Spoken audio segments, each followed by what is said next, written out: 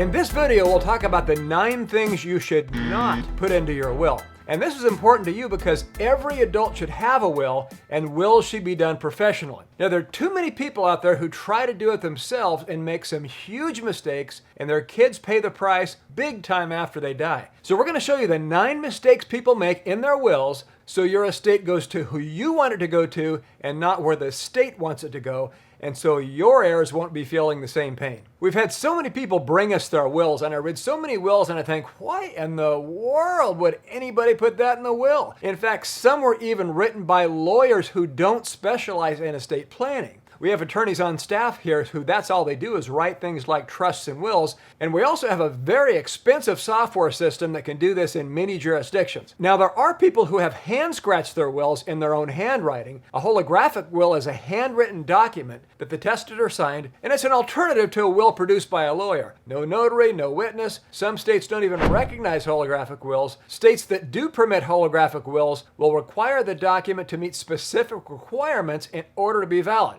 In fact, I would say that most of these wills are missing elements required to make them valid. Others add additional things that don't belong. So here are the 9 things that don't belong in a will.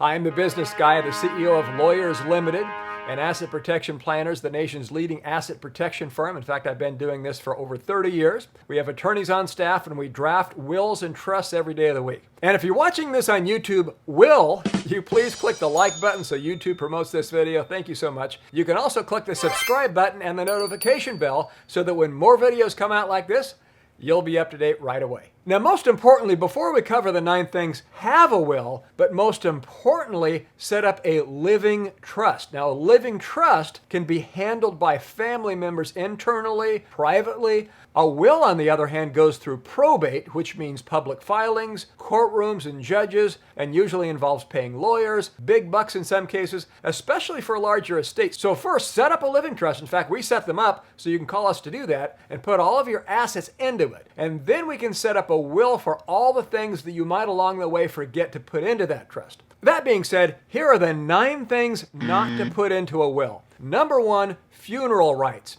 When comedian Bob Hope was approaching his death, his wife asked him, "Bob, where do you want to be buried?" He said, "Surprise me."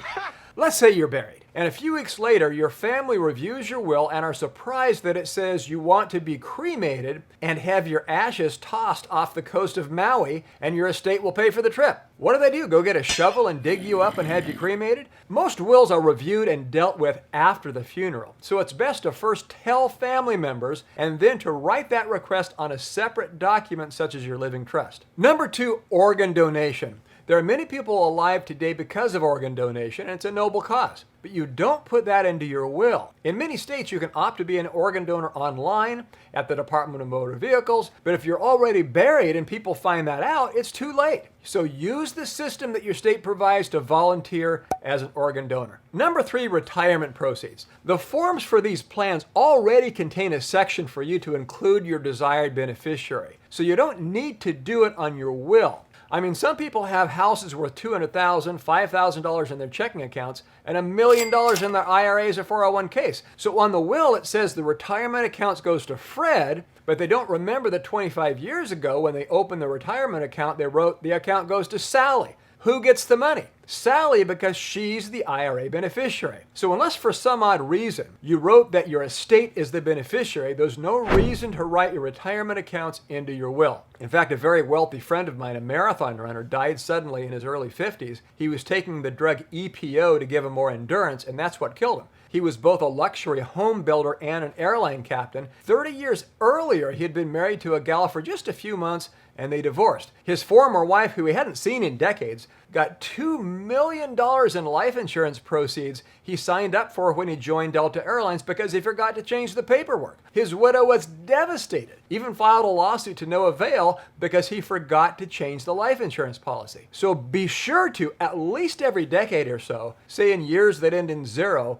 review your retirement plans and insurance policies to make sure you have the right named beneficiary, so your money goes where you want it to go now and not where you wanted it to go 30 years ago. So I suggest that you go and do this as soon as this video is over, and then at least every year that ends in 0 after that. Number 4, life support. 3 weeks ago, a member of our work family who was both an attorney and a physician, yes, you heard that right, he was both an attorney and a medical doctor, he was into the natural thing and he didn't get vaccinated. Very healthy and fit, 60 years young, got COVID, and even after he was very ill, he resisted going to the hospital. I have some medical background, and the virus had inserted its messenger RNA in so many of his lung cells and then reproduced itself and burst out of so many of his lung cells, his immune system couldn't work fast enough to both combat the virus and repair the damaged tissues. So when he entered the hospital, he signed a request not to ventilate. And when the doctor told him it was either ventilate or die, he signed the request to ventilate, but in order not to resuscitate. And unfortunately, our dear work family member died of COVID later that day. And this just happened.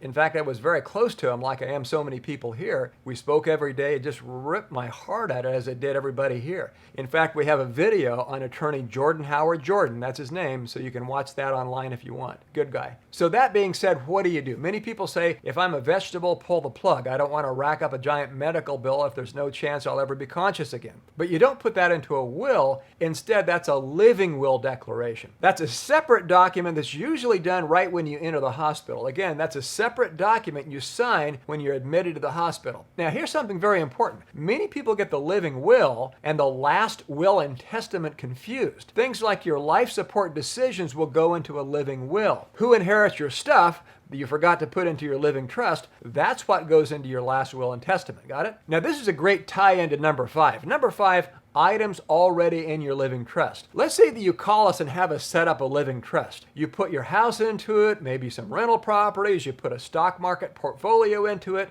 Your trust says that you want your house and investments to go to Mary. And then 10 years later, you draft a new will, and in the will, it says you want the house and investments to go to Bill. Guess who's going to get the stuff?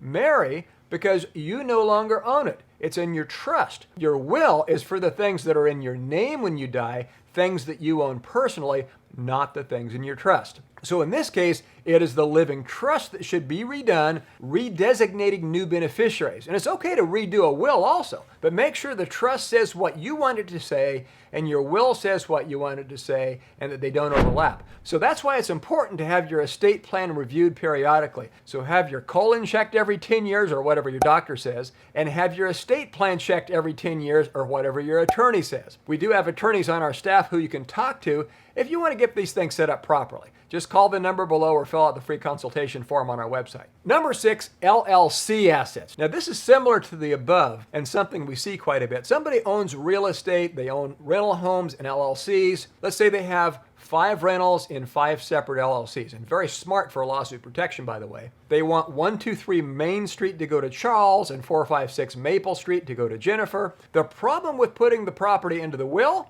you don't own the property. Your LLCs do now. Now, here are a number of ways to do this. 1, you can put your LLC membership interest into your living trust. Now, the problem with this is if you're sued personally, a living trust is not an asset protection device, and somebody could take it and everything that it owns, including the LLCs inside of it. So it's better to have an asset protection trust rather than a living trust for lawsuit protection purposes. See our videos on asset protection trusts. And way number 2 is you could name the LLC membership interest in your LLC. Now you want to bequeath your membership interest in 123 Main Street LLC equally to Robert and Sally, that's fine. You still get the asset protection the LLC provides. And the third way is to write the succession plan into your operating agreement. That is, you will add a clause saying what will happen to your membership interest upon your passing, and that is written into your operating agreement. That being said, it's very important to tell your kids if that's who you're giving your LLCs to. And you should tell them where to look. Tell them they will inherit the LLCs when you die,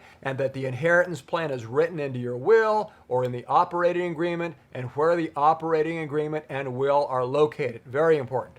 Number 7, why you left a bequest. We commonly see this in holographic wills. Now, a will is not a place to vent your emotions. You would not say, I'm leaving $150,000 to Sally because Sally calls me once a week and she visited me in the nursing home more than anybody else, but my other children only visited me on holidays and they rarely called me. So that's why I'm leaving the money to Sally. Now, a will gets filed down in the county courthouse. Do you really want the world to see this? Likely not. So it's best just to communicate your feelings when you're alive and do it kindly and gently without giving people guilt trips, I would recommend. In fact, guilt trips may be what's keeping the other children away, but that would not go into a will. Number 8, and we touched on this above, life insurance, as well as annuities. Say you bought a life insurance policy 35 years ago. You have not a clue who you listed as beneficiaries, and it happens to be Mary Ann, your ex-wife, who you can't stand anymore. So you write in your will that you want it to go to Elizabeth to get the life insurance proceeds. Well, too bad. You wrote Mary Ann as the beneficiary of your life insurance policy, and your will isn't going to change that. Whoever is designated as the beneficiary on your policy is going to get the money.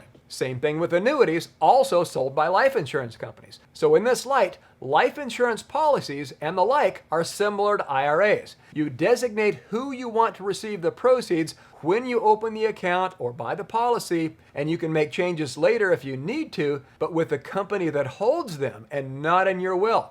Number 9, and finally, joint tenancy property. Now, this type of property grants the right of survivorship to your joint tenant automatically by law. Therefore, when you die, your share of the property passes directly to the surviving joint tenant, regardless of what your will says. So those are the 9 things not to include in your will. Before you follow any of this, contact an attorney. You can speak with one of our staff attorneys if you want to set up a living trust or will. Just call us or visit our website. Please click like, subscribe, and share this video with others. Thanks for watching. This is The Business Guy.